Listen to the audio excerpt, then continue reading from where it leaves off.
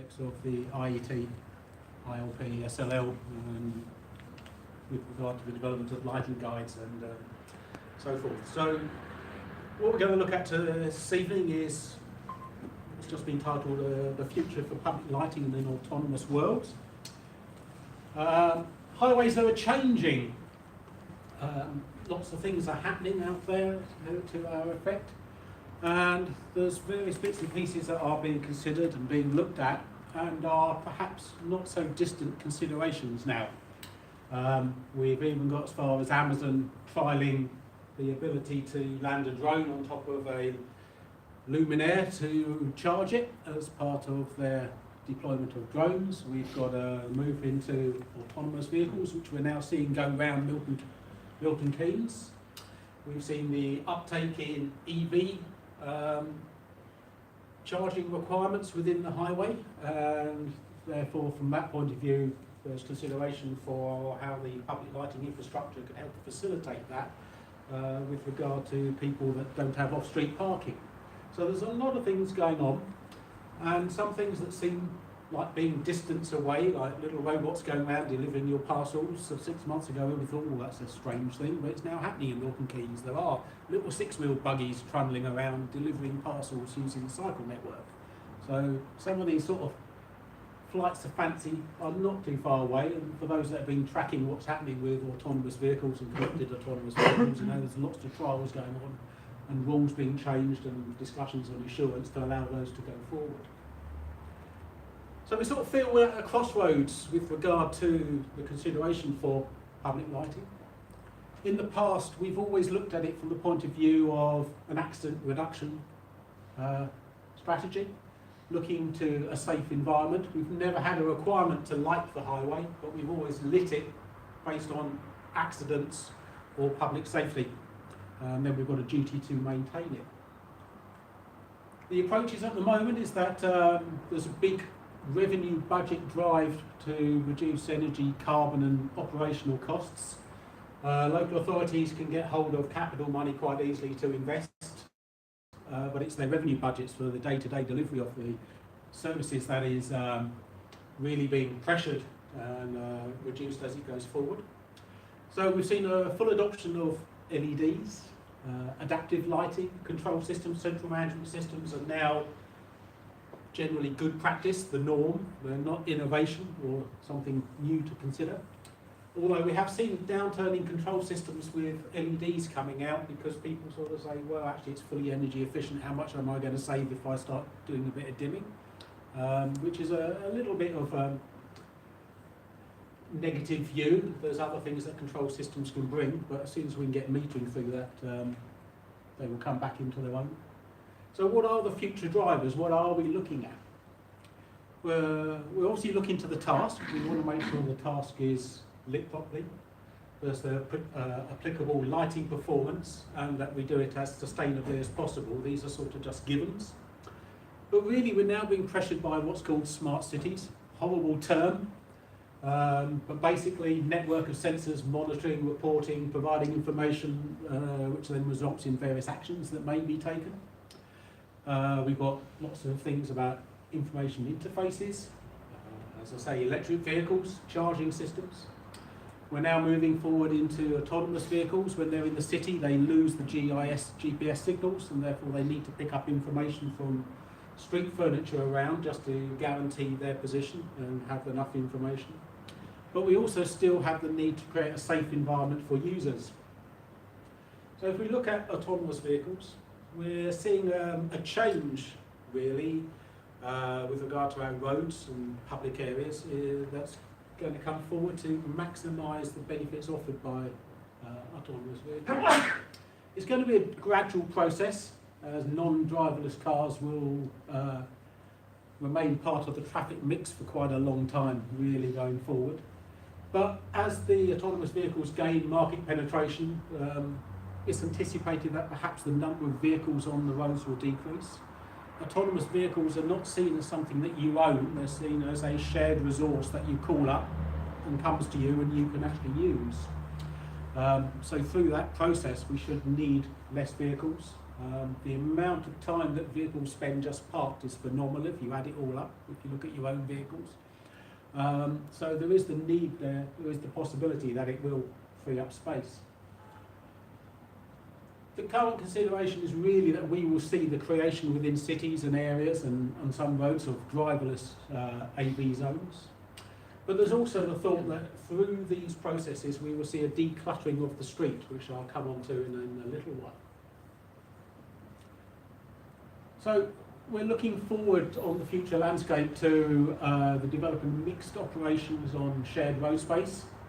So we may not have, fixed or separated lane spacing for the different modes of transport. So you may find you've got one carriageway that's down for AVs and the other's down for non-AV transport. But essentially, autonomous vehicles are being considered at the moment for door-to-door use between your house to a mass transportation hub where you then can all catch the train or some other larger autonomous vehicle like a bus. And this will all lead to a cleaner and safer environment for everybody. Now, when we talk and you go to presentations about autonomous vehicles, the consideration is really just about the daytime. They talk about decluttering, the removal of lots of highway furniture, and you see pictures like this one here in central London where they're talking about all the street furniture is taken out and it creates this lovely space.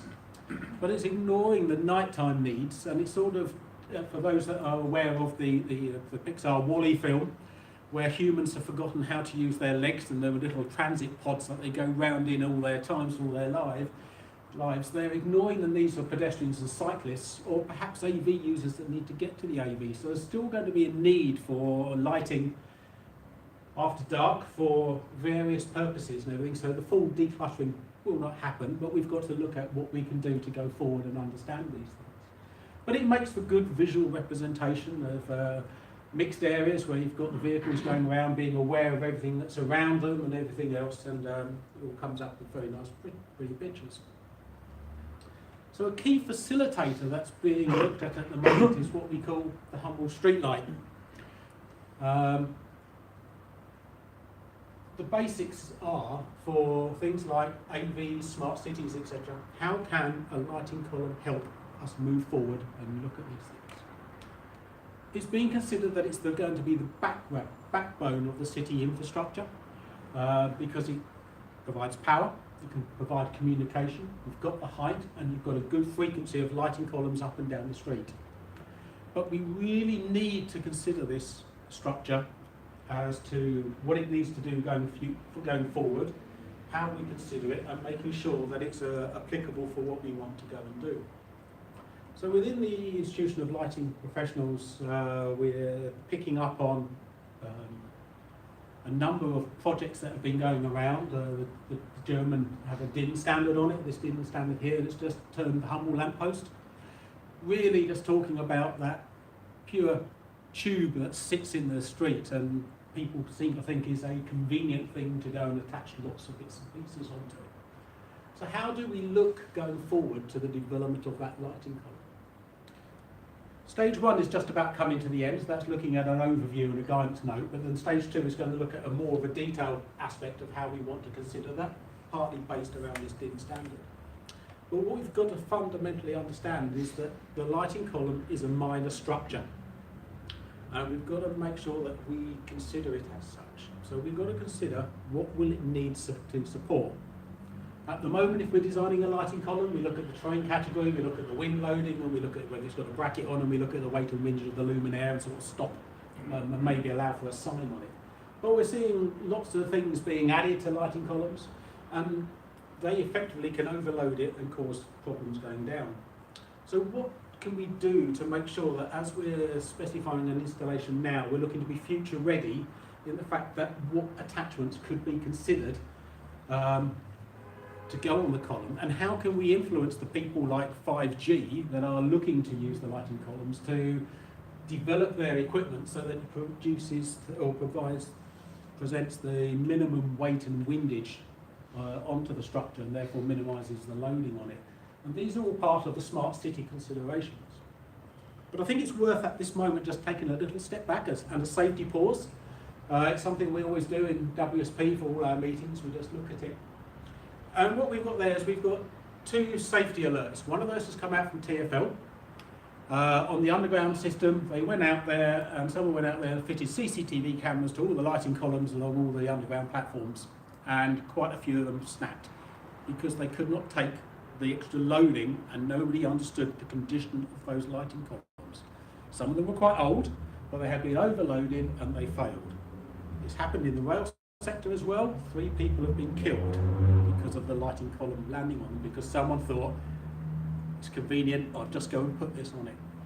This one here is a new mist that came out of Highways England just a few months ago. A brand new lighting column, and the people out on site thought, we've got to go and put some solar panels up here, that's convenient, we're going to put them on there, it's a brand new column, we won't do what they wanted. You know, it's always being helpful, let's do a different thing. The brand new column snapped and ended up on the A1. We were just lucky that nobody hit it. But that was a brand new column, but it had been overloaded because it's just convenient, it's there, let's go and bolt this onto it, because it's not considered as a structure. And I think so far this year we've had 7 safety alerts over collapses of columns of different ages because they've not been considered as a structure and someone's gone and done something to it or they've not looked after it properly. So, looking forward for the humble lamppost, it's not there now just to support the luminaire, the bracket, maybe festive decorations, the old banner or hanging basket. We're now looking at equipment that will inform autonomous vehicles as to where they are. We're looking at smart city technologies, which is going to be basically a whole range of sensors. Local authorities are now looking at sensors in the gullies to monitor as to when the gullies need emptying, so you only empty the gully you need to empty and everything. So that reports back to a communication device on the lighting column and tells everybody. And I've got a little video for that in a moment. But CCTV, there's a lot of luminaire manufacturers looking at how you can integrate overt and covert CCTV into the luminaires. Pollution, 5G, Wi-Fi, drones, there's an awful lot of things there that is being considered with regard to what the future of the lighting column will look like and what we've got to consider now for putting in, because at the end of the day we're talking about a structure we're putting in that's going to last 40 years, so we need to be thinking now as to what do we think is going to have to go and be put on later. So I say it's a whole point of sensors and other aspects to help everybody around understand better their environment and also basically help local authorities improve their services in the way of air quality, parking, gully cleansing, waste collection, and also it can then be used by them as a revenue generation point of view. Westminster did a trial on parking sensors. Some streets had 80% parking, others had 20%. They put a smart parking system in. All the streets are now operating at 95% occupancy. Revenue from car parking has gone up. Unfortunately, the highways department see none of that, and nor does the lighting department, and everybody's now got to work around all these sensors buried into the tarmac, and local authorities need to get their act together as to how they will share and work together on these things. But it's all stuff that's going forward, and we're seeing that at the moment. And this is just a little survey that came out from the IET, just looking at what people are really considering and what would they like to see or understand as part of smart cities. So we're talking about efficient energy, good street lighting, we're talking about electric vehicles and all sorts of other aspects within that. And this is just a diagram from the German DIN standard where they're sort of looking at everything that might be considered onto a lighting column and how might you then go and take it forward. It's quite an interesting read, but we're going from everything from the drones through to car charging, information points and so forth, because we do have a big drive to declutter the street, but it can't take everything and it's got to be considered, and you don't want it to look ugly as well. So when we're looking at a lighting column, we have a guidance document, PD 6547, which takes all the headaches out of the detailed British standards. But we've got to look at what we want to do to it. We have to consider how we attach things to it, and generally that means we've got to get some power supply to them.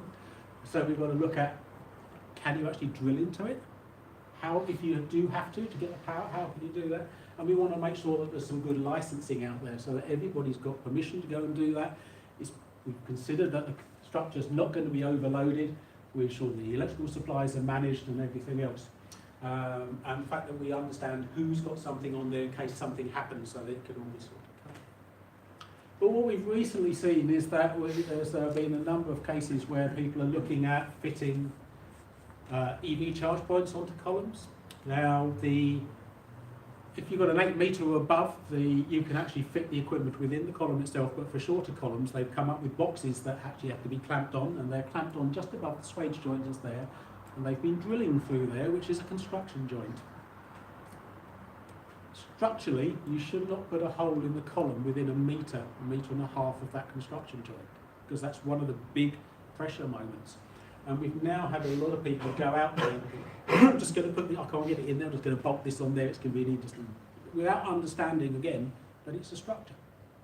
So there's a lot of issues going on now where there's got to be columns replaced because people have gone out there and done this. Or what we normally find is that someone designs something, think this is a good idea, but they don't actually understand the right way it should be installed, looked at, and everything else. Another one we looked at recently was solar Belisha beacons. Very nice product and stuff, but the bloke didn't actually understand when they developed it that it's supposed to operate 24/7. And when we asked, he looked at us blankly, thought he hadn't actually looked into the requirement of what they were producing. So it's amazing what does go on.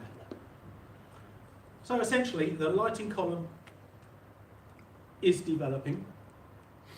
What we're actually seeing now across the world is that local authorities are looking at how can I look to put in a smart city infrastructure through the development of the lighting infrastructure.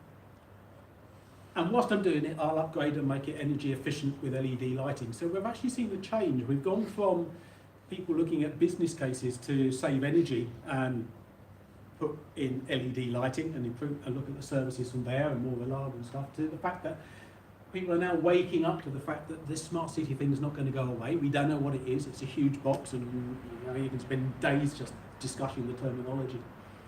But how can we look at our lighting stock and start upgrading our lighting stock now?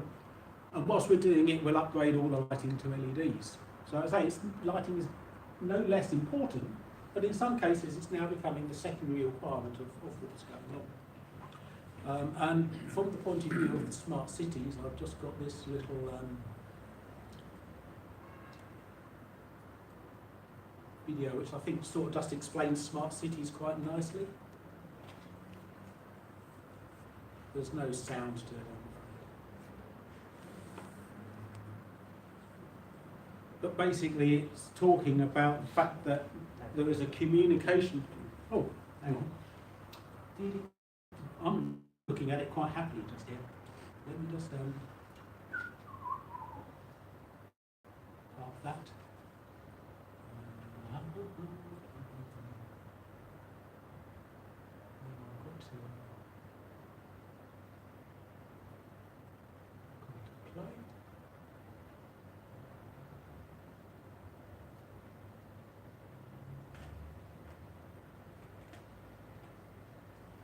But basically what it's demonstrating is that how the lighting is key to the development of the smart city.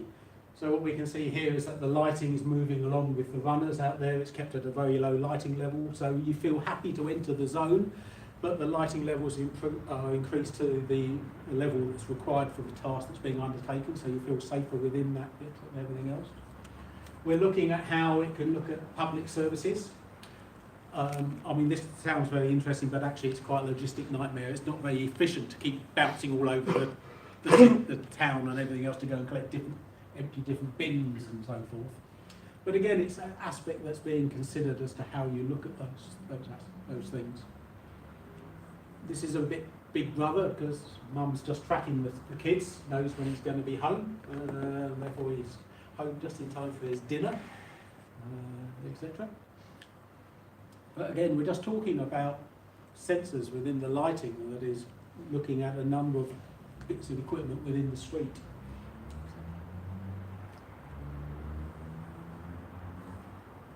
But it's also looking at public transport, so you actually know where is the bus, when's the bus going to be at the bus stop, and etc. So that you don't actually just sort of have to queue there waiting, is it going to turn up, when's it coming, and so forth. So it's just giving you these sort of information so you can sort of look at how you live your life.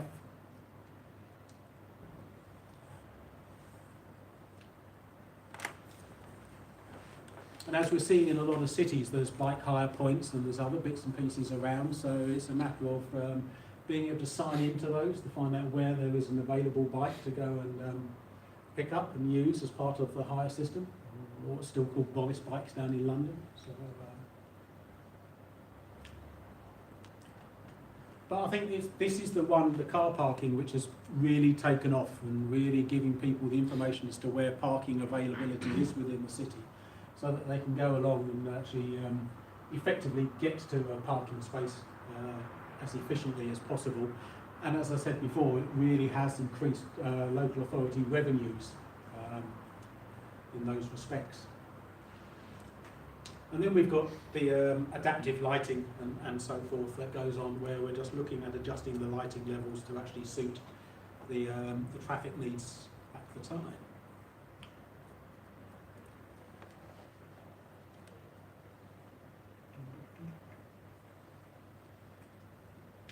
So, how will we look at lighting be approached? Vehicles will still have their own lighting. We need to facilitate the smart city concept, etc.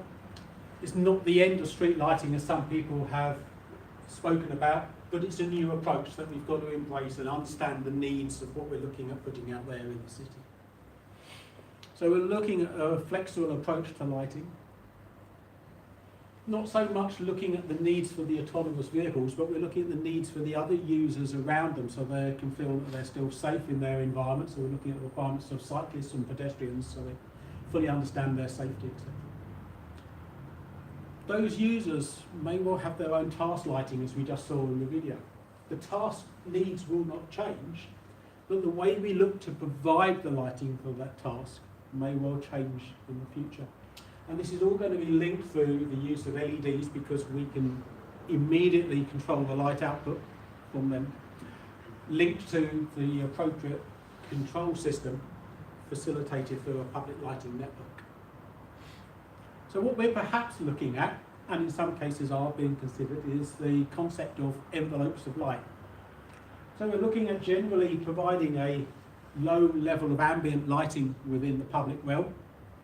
People feel safe to actually look at going into it, but through suitable detection and control systems, whether it's something that's on people wear, or these days it's the interface of choice. We can track everybody through these now and know when they're around, so you can control everything through detecting as a mobile phone. But then we look to increase the levels of lighting to suit the user task, and they will have their own envelope of lighting. It may well go around EVs when they're in the proximity of other users, but all other users, once outside in the public environment, will have their own envelope. And these envelopes will merge or subtract from each other depending on the number of people around and the density and the flow of the traffic. So perhaps the concept that we're looking at is that we've got a base level of between 10 to 50%, depending how people feel, generally out there. But around the person themselves, we've actually got the right lighting performance level for the task that's required. And what we have is we have a lead and a lag area in that as well, where we sort of look to fade up the lighting ahead of someone and fade it down behind them if we're just looking at a pedestrian. To make it just go instantaneous is quite unnerving for people. But it depends on how we're looking at it. So if we're looking at individual user, they might have their own, but when there's various users together, they will merge. We're looking at cyclists, and we're looking at buses and trams and vehicles. And what we're saying is that perhaps the area or the envelope of light, this is based on the right lighting level for the task, but the distance in front is based on the safe site stopping distance for those vehicles, plus a tolerance. So if that bus, say, takes 50 metres to stop, we will make sure there's more than 50 metres of lighting with the right lighting level in front of it, so they can detect anything that is in front and take the appropriate action at that point in order to stop before they actually hit the object or whatever it is that they've got concern about in front of them. We're actually starting to see some of this coming in. In Norway, they've now got a 9-kilometre section of road that's controlled by radar devices on individual lighting columns. And what they've got is they've got a wave of light that follows the vehicle, and this is more switching the lights on and on. But it's the trial side. It doesn't really sort of build up or dim down. It is literally almost on and off from the different levels. But it's something that they are trialling because it manages the environment as well. You know, when there's no traffic around, we keep the lighting levels low, and that suits the fauna and flora of the area. But we're making sure that the lighting levels are of the right level to suit the driver's need as they're coming through. So we're sort of seeing how this goes through. So that's what's happening out in Norway. This is a project my colleagues in Finland are working on called the Crown Bridges in Helsinki. It's a pedestrian, cycle and tram route that links across the whole of Helsinki.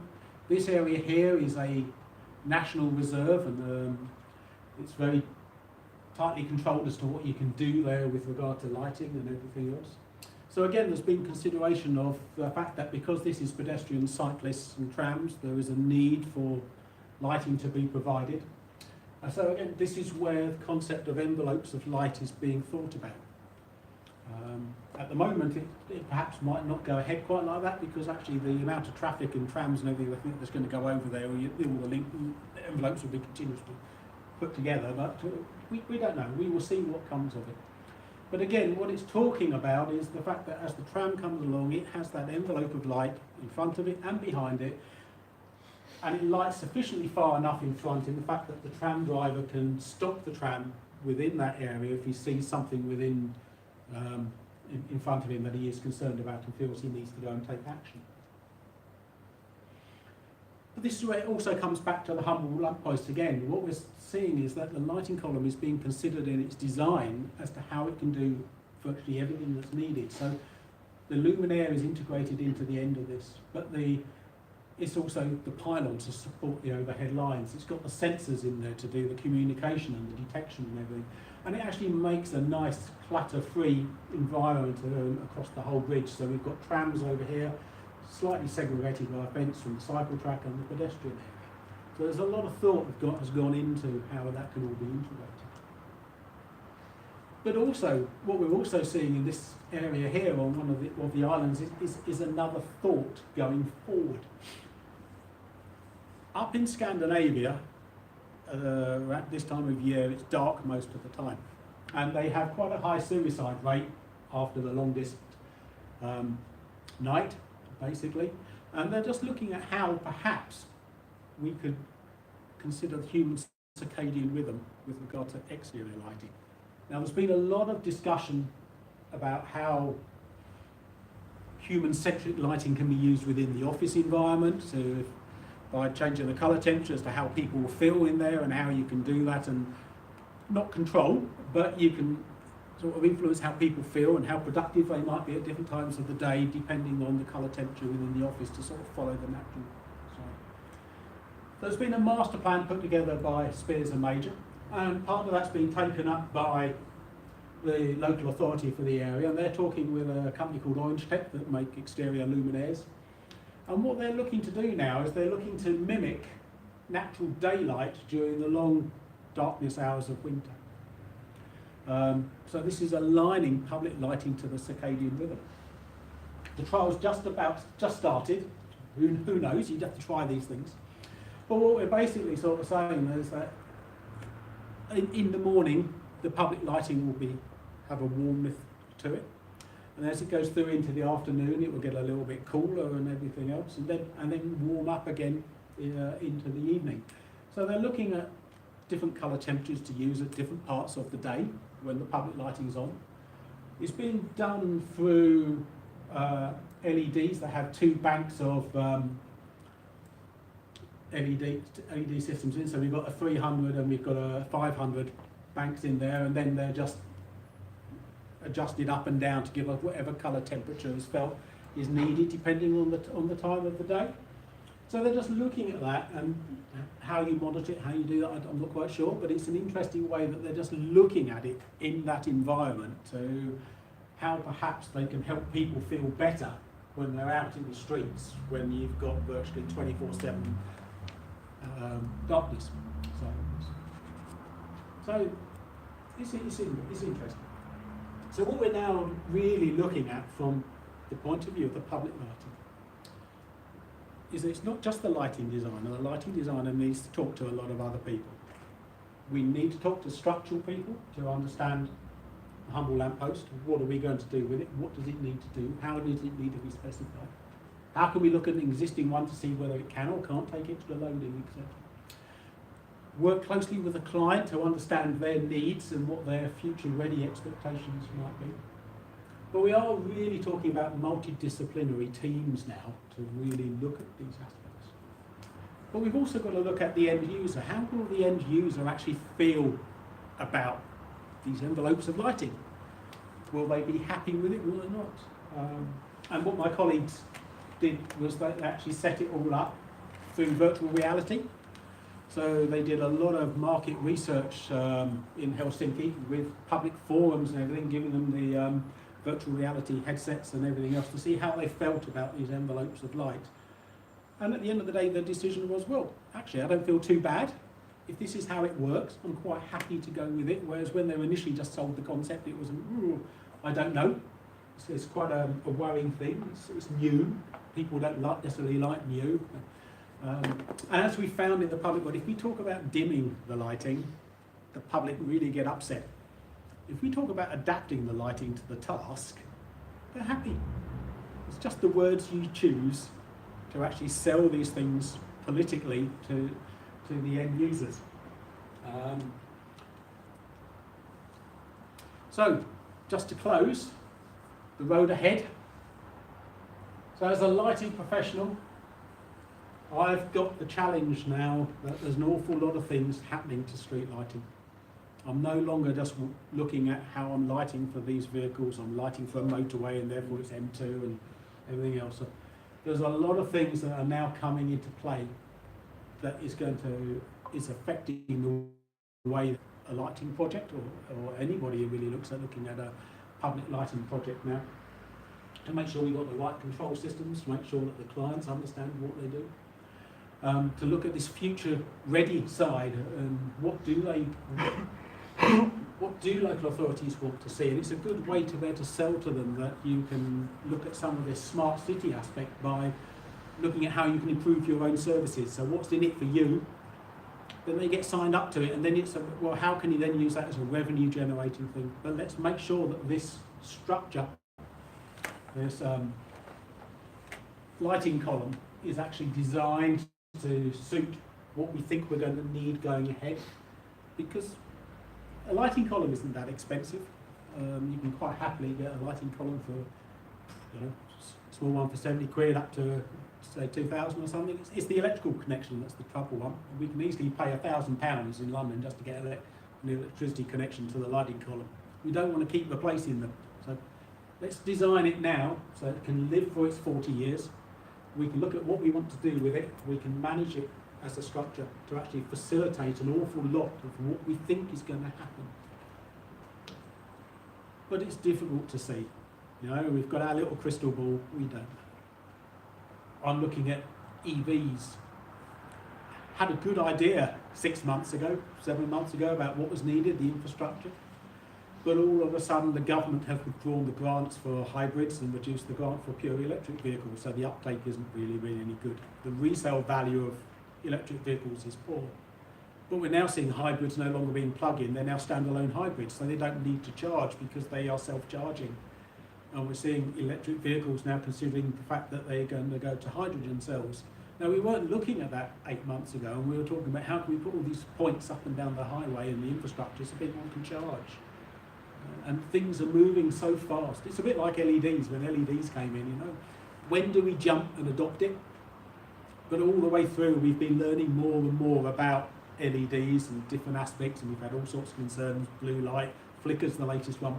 And other bits and pieces. And again, it's the same with this smart cities. It's a big term that we struggle to get our head around. So we're looking at bite-sized bits. What will the asset owner themselves benefit from doing this, and then they can sell going out. So as I say, there's lots of changes going on. Hopefully that was of interest. trying to keep up with all of this is an absolute nightmare. But we are where we are. We think there's going to be lots of changes.